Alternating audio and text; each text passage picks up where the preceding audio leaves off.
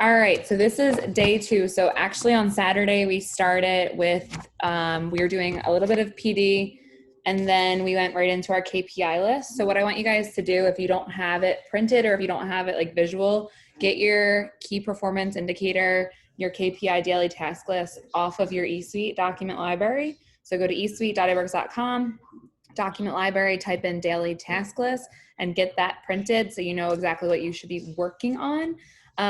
I am going to read the second chapter of this book that we've been reading. It's called The Prayer of Jabez. We read chapter 1. It's only a couple pages. It's really big font. But it's been really good. And actually, I already read this morning with Brett, but it was really, really, really good. And I wanted to make sure that I did the recording because have the recording of chapter 1 up on my Zoom, on my YouTube, if you guys need to go back and watch that.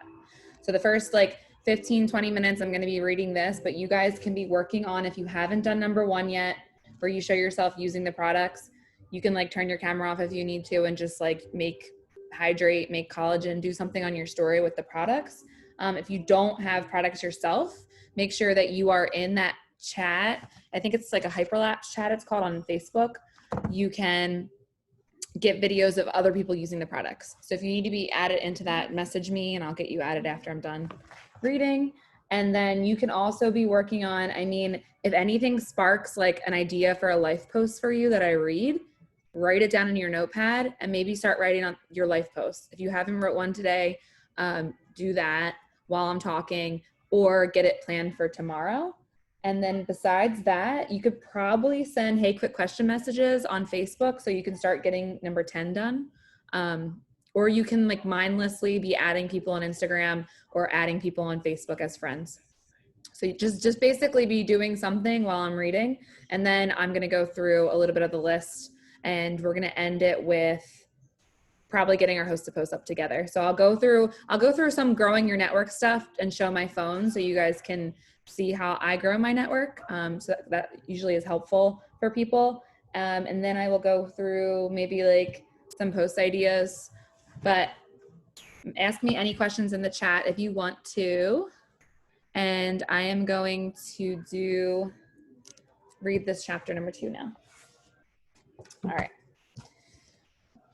So why not ask? Oh, that you would bless me indeed. You're at a spiritual retreat in the mountains with others who want to experience a fuller Christian life. For the duration of this retreat, everyone has been matched with a mentor. Yours is in his 70s and he's been touching lives for God longer than you've been alive. On the way to the showers in the first morning, you walk past his room. His door is ajar and he was just kneeling down to pray. You can't resist. How exactly does a giant of faith begin his prayers? You wonder. You pause and lean closer. Will he pray for revival? Pray for the hungry around the world? Pray for you? But this is what you hear. Oh Lord, I beg you first and foremost this morning, please bless me. Startled at such a selfish prayer, you pad down the hall to your shower. But as you're adjusting the water temperature, a thought hits you. It's so obvious you can't believe you haven't thought about it before. Great men of faith think differently than the rest of us. By the time you're dressed and headed for breakfast, you're sure of it. The reason some men and women of faith rise above the rest, you decide, is that they think and pray differently than those around them. Is it possible that God wants you to be selfish in your prayers, to ask for more and more again from your Lord? I've met so many earnest Christians who take it as a sign of immaturity to think of such thoughts. They assume they'll be impolite or greedy if they ask God for too many blessings. Maybe you think like that. If you do, I want to show you that such a prayer is not a self-centered act, but a supremely spiritual one and exactly the kind of request our Father longs to hear. First, let's take a closer look at Jabez's story. Not pain, but gain. As far as we can tell, Jabez lived in southern Israel after the conquest of Canaan and during the time of the Judges. He was born into the tribe of Judah and eventually became the notable head of the clan. Yet, his story really begins with his name. His mother called him Jabez, saying, because I bore him in pain. In Hebrew, the word Jabez means pain. A literal rendering could read, he causes or will cause pain. Doesn't sound like the start of a promising life, does it? All babies arrive with a certain amount of pain, but something about Jabez's birth went beyond the usual, so much so that the mother chose to memorialize it in her son's name. Why?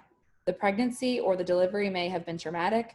Perhaps the baby was born breech, or perhaps the mother's pain was emotional. Maybe the child's father abandoned her during pregnancy. Maybe he had died. Maybe the family had fallen into such a financial strait that the prospect of another mouth to feed brought only fear and worry. Only God knows for sure what caused the pain of his anguished mother.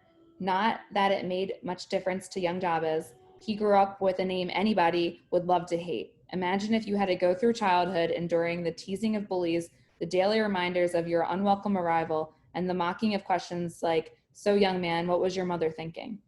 Yet, by far, the heaviest burden on Jabez's name was how it defined his future. In Bible times, a man and his name were so intimately related that to cut off the name of an individual amounted to the same thing as killing him. A name was often taken as a wish for, or prophecy about the child's future. For example, Jacob can mean grabber, a good word biography for a scheming patriarch. Naomi and her husband named their two sons Mahlon and Chilion, translation, puny and pining. And that's exactly what they were. Both of them had died in early adulthood. Solomon means peace, and sure enough, he became the first king of Israel to reign without going to war. A name that meant pain didn't bode well for Jabez's future. Despite his dismal prospects, Jabez found a way out. He had grown up hearing about the God of Israel who had freed his forefathers from slavery, rescued them from powerful enemies, and established them in the land of plenty. By the time he was an adult, Jabez believed and fervently hoped in his God of miracles and new beginnings. So why not ask for one? That's what he did. He prayed the most biggest, improbable request imaginable. Oh, that you would bless me indeed.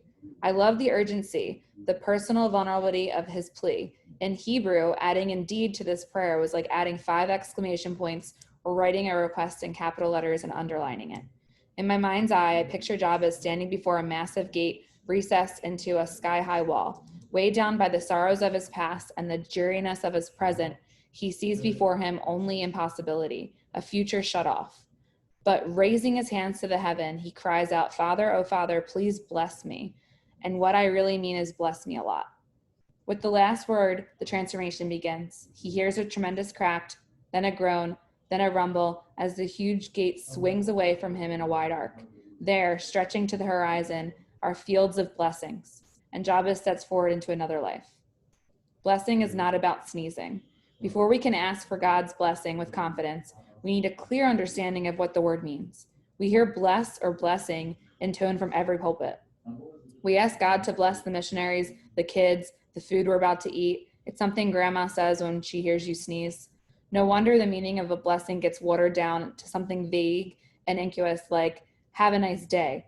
No wonder so many Christians aren't desperate as Jabez was to receive it. To bless in the biblical sense means to impart supernatural favor.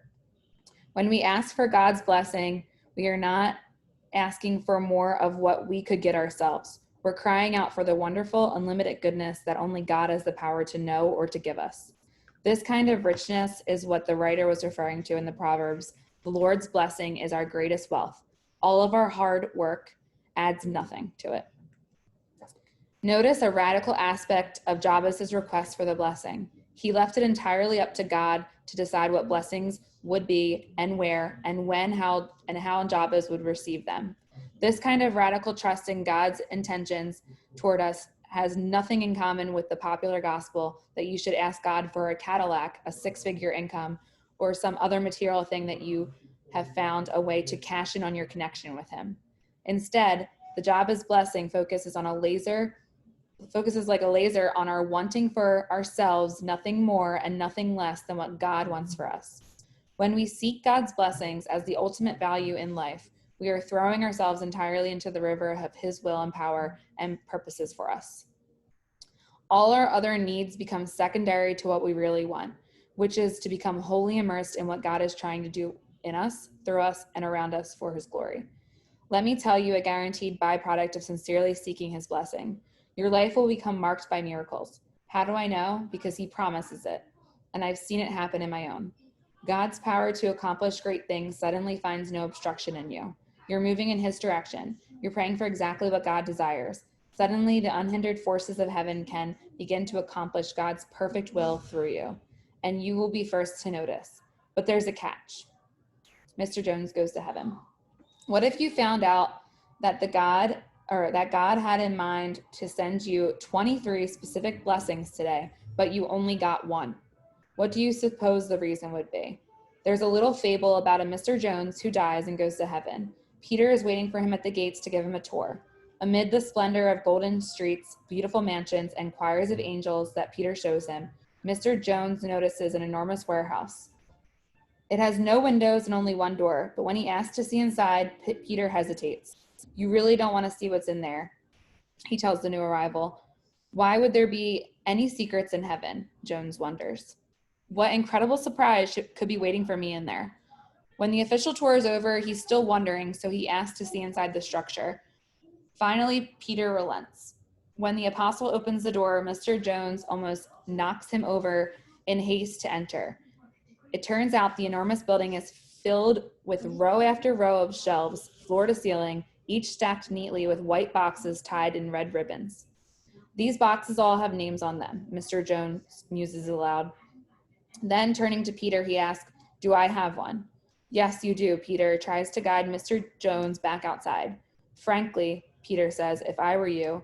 But Mr. Jones is already dashing towards the J aisle to find his box. Peter follows, shaking his head. He catches up with Mr. Jones just as he is slipping off the red ribbon off the box and popping open the lid. Looking inside, Jones has a moment of instant recognition, and he lets out a deep sigh like the one Peter has heard many times before. Because there in Mr. Jones' white box are all the blessings that God wanted to give him while he was on earth. But Mr. Jones had never asked. Ask, promised Jesus, and it will be given to you. You do not have because you do not ask, says James. Even though there is no limit to God's goodness, if you didn't ask him for a blessing yesterday, you didn't get all that you were supposed to have. There is that catch. If you don't ask for his blessing, you forfeit those that come to you only when you ask. In the same way that a father is honored to have a child beg for his blessing, your father is delighted to respond generously when his blessing is what you covet most. God's nature is to bless. Perhaps you think your name is just another word for pain or trouble, or the legacy you've been handed from your family circumstances is nothing but a liability. You just don't feel like the candidate for a blessing. Or perhaps you're one of those Christians who thinks that once you're saved, God's blessings sort of drizzled over your life at a predetermined rate, no matter what you do, no extra effort required. Or perhaps you slipped into a ledger-keeping mindset with God. In your blessings account, you have a column for deposits and one for withdrawals. Has God been unusually kind to you lately? Then you think you shouldn't expect, much less ask for him to credit your account. You might even think he should ignore you for a while, or even debit your account by sending some trouble your way. This kind of thinking is a sin and a trap. When Moses said to God on Mount Sinai, show me your glory, he was asking for a more intimate understanding of God. In response, God described him as the Lord God, merciful and gracious, long-suffering and abounding in goodness and truth. Incredible. The very nature of God is to have goodness in so much abundance that it overflows into our unworthy lives. If you think about God in any other way than that, I'm asking you to change the way you think. Why not make it a lifelong commitment to ask God every day to bless you? And while he's at it, bless you a lot. God's bounty is limited only by us, not by his resources, power, or willingness to give. Jabez was simply blessed because he refused to let any obstacle, person, or opinion loom larger than God's nature. And God's nature is to bless. His kindness in recording Jabez's story in the Bible is proof that it's not who you are or what your parents decided for you or what you were fated to be that counts. What counts is knowing that who you want to be and asking for it. Through a simple, believing prayer, you can change your future. You can change what happens 1 minute from now. And that was chapter 2, which is crazy because you think that all the time of something good happens in your life. I don't know if this is just me, but it's happened to me a lot. Like it's been in my mind a lot. Like something good happens and you're like, okay, all these great things are happening. Now what's the bad thing that's going to happen? and not just like asking for more, but being prepared for something bad to happen, which is like not even a great way to be living your life when you're just on the defense of waiting for something bad to happen to you just because everything's going well, you know, or everything's going bad and you're like, okay, all these bad things are just going to keep happening, but not actually sitting there and thinking, let me just pray for more. Let me just ask for more. It's not being selfish. It's just asking for what you want to receive in your life. And that's kind of like vision boarding. And you're thinking about, you create a vision board for all the blessings that you want to receive in your life. And the more you look at that every day and the more you pray for that and the more you see it happening is when it happens, right? That's the whole power of law of attraction and power of asking for blessings. So that was cool. All right, I'll read chapter 3 tomorrow. I'm going to share my screen on my phone. And okay, so number 1 is just basically, like I said, it was showing yourself making like your products, which I do every day. So I just made this on Snapchat and I saved it, like I sped it up on Snapchat, and then I just put a little music thing in from Instagram story. And then that pumpkin spice that I made actually came from Over. So if you have the app Over downloaded on your phone, if you go to that plus sign when you go to create and you hit the transparent background, this one, it says transparent, you can make anything, just a little check mark. You can make anything on here and then put it onto your Instagram story. So like I could literally put like font and like type something in a cute font, which there's a little arrow down here to get more. I don't know if everyone knows that. But you can like type something and then this will be able to be transferred to your Instagram story. I'll show you how to do that. There's cute graphics in here. You can save stuff at the top. So basically I went into the graphics section and I just typed in like pumpkin spice because I was making the pumpkin spice coffee. Oops, I didn't even spell it right. Oh, you can see it right there though. And then I found something cute to put on my story. So yeah, like, I mean, all those were cute, but let's just say I wanted this one. I can change the color, right? I can like put whatever color I want like an orange color.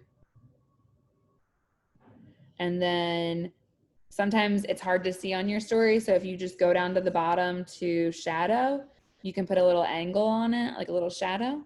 And then you hit the check mark.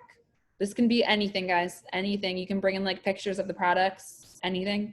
And then you hit the little check mark and you hit the little export button in the top right. And then the more, you hit copy. So more copy. So now when I go into my Instagram story, let's just say I made a video real quick. I'm just gonna take a picture of my checklist. So let's just say I have that there. Actually, let me redo it. So copy, right? Copy. I go into my Instagram story that I already had made. It says add sticker. You can also just paste, and that's how you get like cute.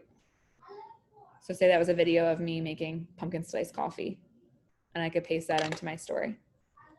So you can do that even if you don't have Over and you and you have something in your camera roll that you thought was cute. Like let's just pretend I wanted this picture on here. I can just copy it from my camera roll and then go to my Instagram story and it says add sticker. You can also just hit paste and you can like, that's how I put like my podcast in the corner when I'm like going for a run or something, or if I'm like riding my bike, I'll do a boomerang of me like on my bike and then put a picture, a screenshot. I copied it from my camera roll, pasted it on my boomerang. So you can do that on your story. And then of course, like the top little settings wheel over here on the left, just make sure that your share to Facebook story is turned on at the bottom. So you just post it in one place and it automatically goes over to your, oh look, Brianna posted it, cute. Okay, so that's number 1. And then number 2 is just basically, I always type up my life posts in here, like in my notepad first, because I can use it the next day. I can use it in like 3 months from now and no one's going to even remember that I posted that 3 months ago. So you can just like recycle your own life posts. So just put it in your notepad. It's better to do it there and type it out there, because if you put it in your Facebook and your Facebook like crashes and you didn't post it yet, you lost everything you typed. So what I personally do is I follow like top leaders. So I'll follow like Jade, or I'll follow like Cheyenne or someone in our company, Ashley Mayfield, like different people that are really good at like posting, and I go to their story. So Jade posted this morning about basically how she was and where she's at. And it honestly inspired me to talk about being afraid when I first got started. So that's how I made this post. It's kind of like the same looking layout. It's totally not even the same words at all, but it just like gave me a little bit of inspiration to, oh yeah, let me talk about how I was afraid when I started. And now it's only $49 to get started. Like, give this a shot. So that's how I got the idea for this post. But you can also just literally copy anyone's post, even mine, and just tweak it to fit you. I also go into Pinterest a lot, and I type in like inspirational best quotes to live by, anything, like just something that is about quotes. And I find a lot of times I post these pictures just for like interaction, because people love sharing quotes from my page. Or I like use one of them as an idea for a post. Like, you are the artist of your own life. Don't hand the paintbrush to anybody else.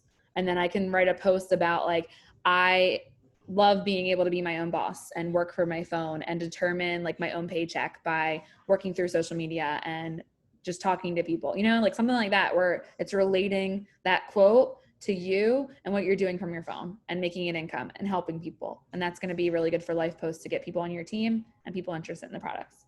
So number 2, done. Get that going. We're going to do, I can quickly, actually, we can do number 8, 4, and 3. So for 8, it's just adding people on, I guess it's 8. Yeah, adding people on Facebook. I just add people from host to post because I'm almost at 5,000 all the time. So I'm mainly deleting people from friends, and then I'm adding new people just from my host to post because I'm doing at least 10 a day. I'm always adding new people. So that's where I add. If you only have like 100 friends or 1,000 Facebook friends and you have so much room for growth up to 5,000, you can, oh good, she wants to start tomorrow. You can add from groups. You can add from not It Works groups, add from like dog mom groups or like crocheting groups or like whatever hobby you have. Find friends of friends that aren't doing It Works, add friends from their page, other women, other people similar interests to you. You can do that. I'm going to set a timer. And then what I'm going to be working on for this 5-minute timer that we're going to have for adding is going to be Instagram. So you can do both, go back and forth like a minute on each. It's really quick to add people on Instagram, but you just go to an account that you like to follow, or like I like Skinny Taste, I post a lot of recipe stuff. So I'll just go to their most recent post, and I always follow tons of people, but these people have been online since 6 hours ago. So I know they're good to follow. So I'll add people from there. You can also go and hit search and hit places at the top. So you can find some area near you. Like, this is the beach near me, and I can hit recent. And then I'm going to follow people and other girls, women who have similar interests to me, that like that. I feel like she would be good. She's already posting great Instagram photos. So stuff like that. You can do however you want to. Add on Facebook. I'll set a timer. And then when we are done, I'm going to show you guys how to interact with the people that you just followed. All right, let me get the timer up.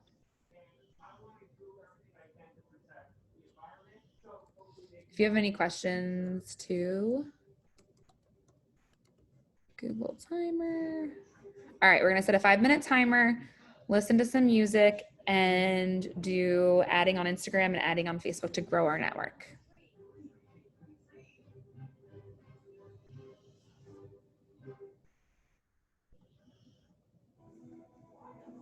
Greatest love that anyone can.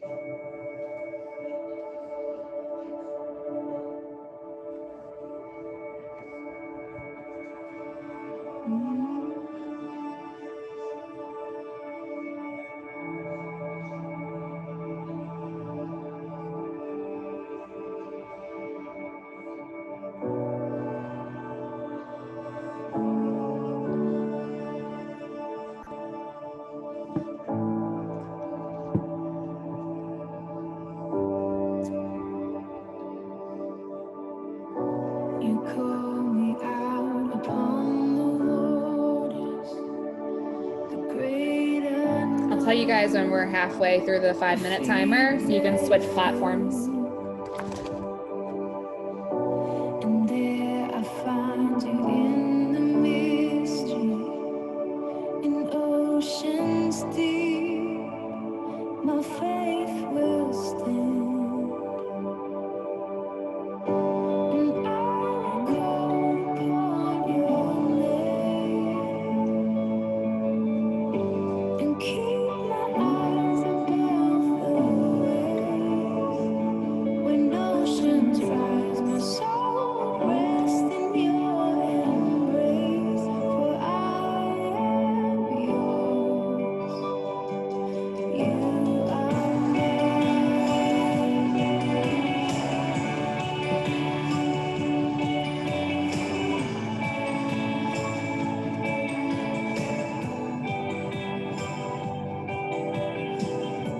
Your grace abounds in deepest waters. Your sovereign hand will be my guide. My feet may fail and fear surrounds me. You never fail, and you won't stop now. So I will call upon your name. It's halfway, so if you were adding on Facebook, switch to Instagram. And keep my eyes above the waves.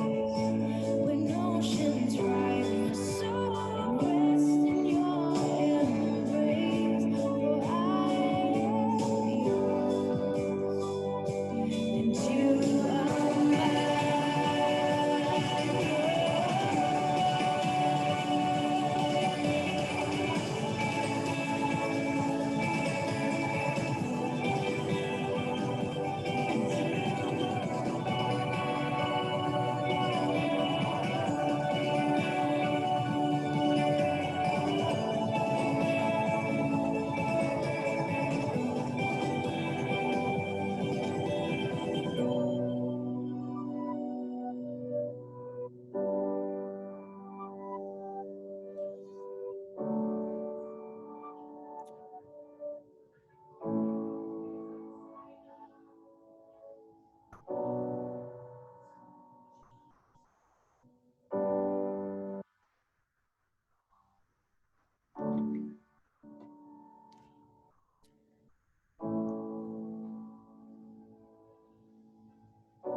Spirit, lead me where my trust is without borders.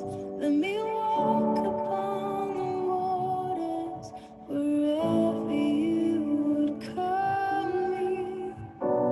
Take me deeper than my feet could ever wander, and my faith will be made stronger in the presence of my Savior.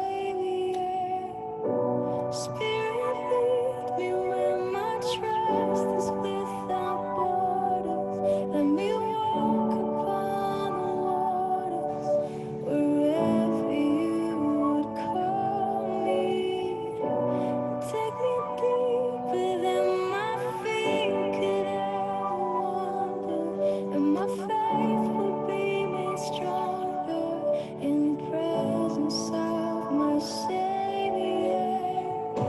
Spirit, lead me where my trust is without borders. Let me walk upon the water. All right, that was 5 minutes. I'm gonna share my screen again real quick. All right, so on Instagram, you are going to go to your profile page, hit following, and then you are going to sort your default by latest. And now we are going to interact with these people. What I do is I just honestly click on their people's accounts and I like 5 photos so they can know that I'm there. And then if I have time, because sometimes I'm like running around, sometimes I'm running around, so I just do like the liking of the 5 photos. But otherwise I have a button programmed in my word board where I can hit, let me make sure. Sometimes I just make sure that it's okay. and where it has 4 more words and an emoji. So you can comment on people's photos. You can program something into your word board to make it like simpler for you. Whenever anyone has like their story showing, I just go and do that instead because they automatically go right to my page after that. They're like, who is following me? Who's writing back to my story? So I'll just look at their story, send a reaction, and then that would be my interaction for that person. So I'm going to set the timer for 5.5 minutes. On Facebook, what you can do is go to your friends and hit all friends and just sort it by newest friends first. And these are all your new people, probably from host to post. If you're doing 10 host to posts a day, these are all going to be even potentials. So it's really good for you to interact with them.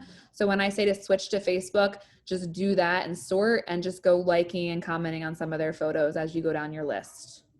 So we can get your interaction up. So people will start looking at your page, looking at your posts, checking their inbox to see if you message them, stuff like that. All right, I'm going to set the timer. 5 minutes. I'll tell you when it's halfway again.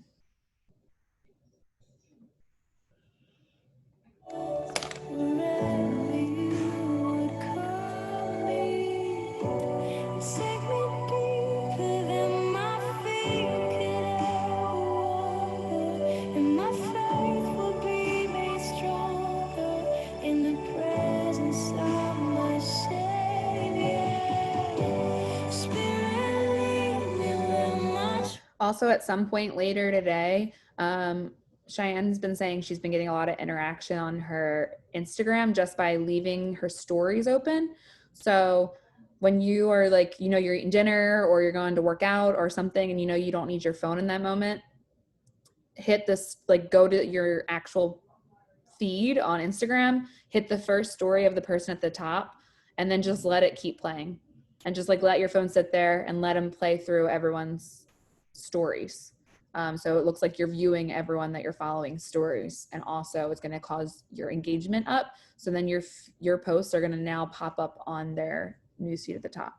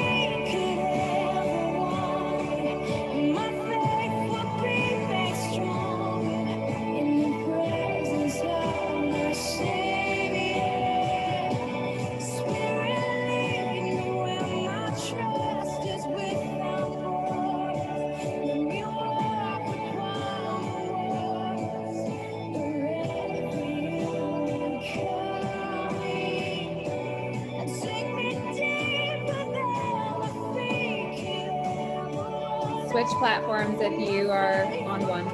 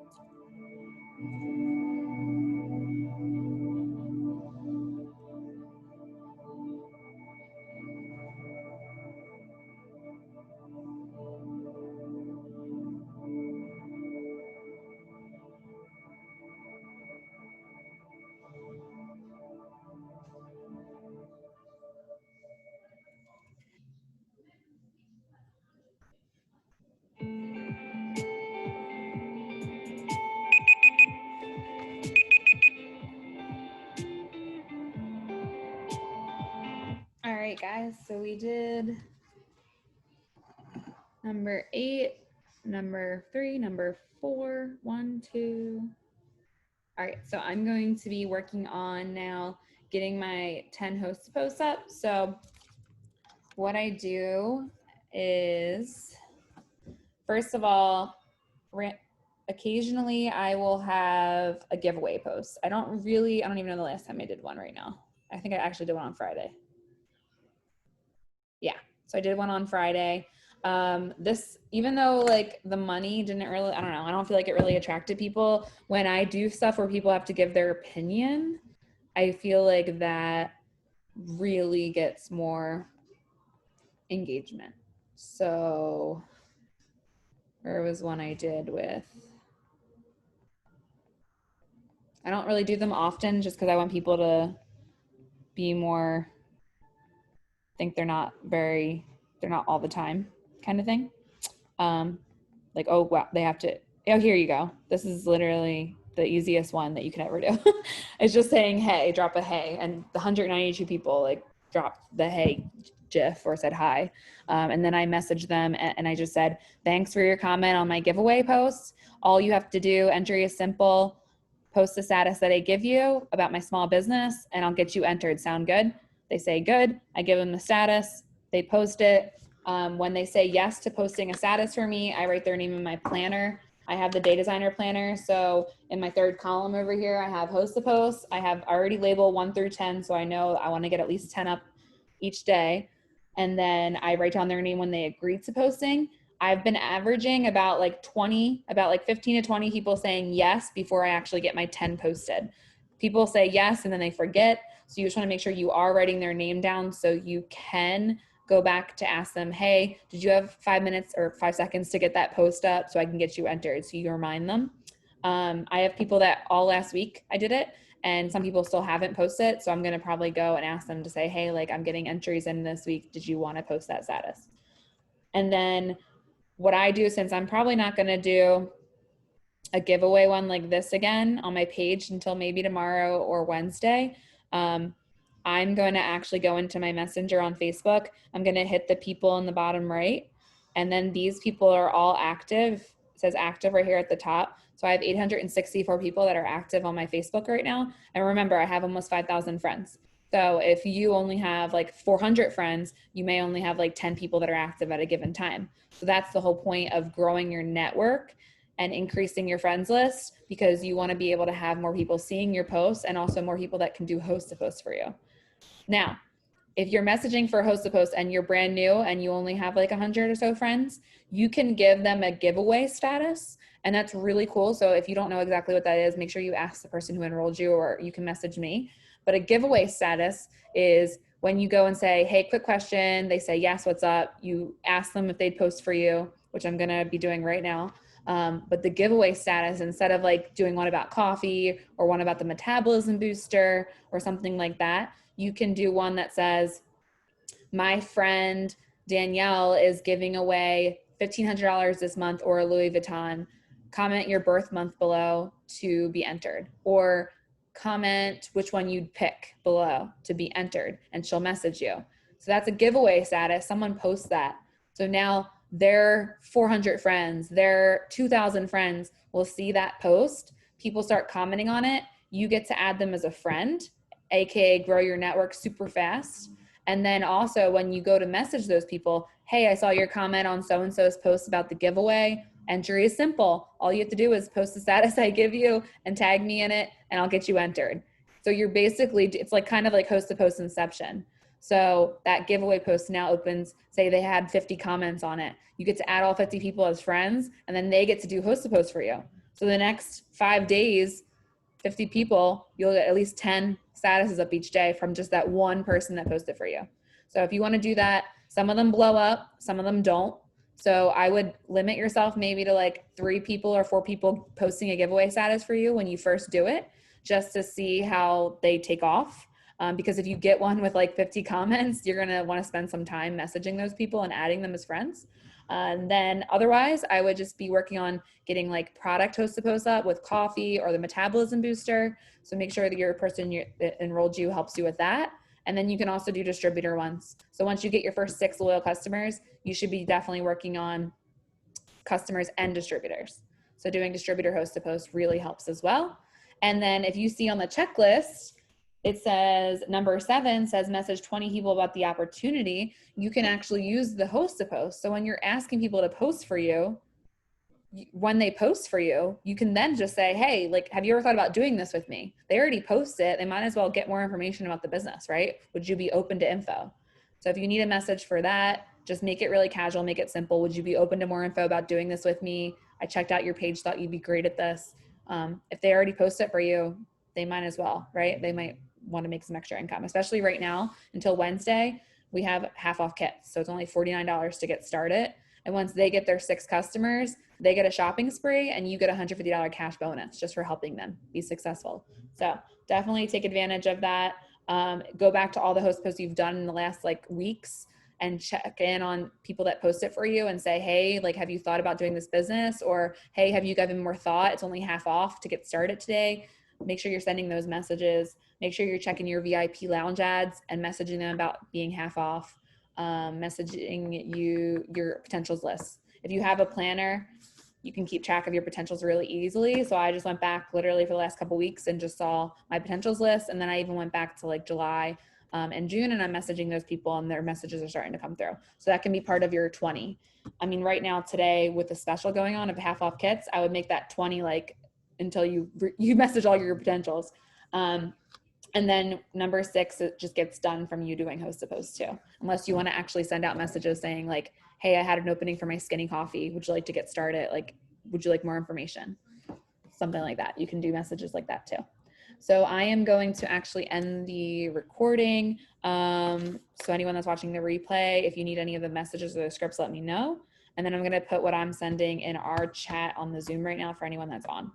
But basically for my active people, I am just going down and I'm going to just click on someone's like that. They didn't answer, but that's exactly what I say. Hey, quick question. I'm not trying to sell you anything, or just, hey, quick question. And once they respond yes to that, I then send them my next message that just says, I'm working on my promotion this month. Would you be able to post a status for me about my small business? And I'll get you entered into our $1,500 cash giveaway.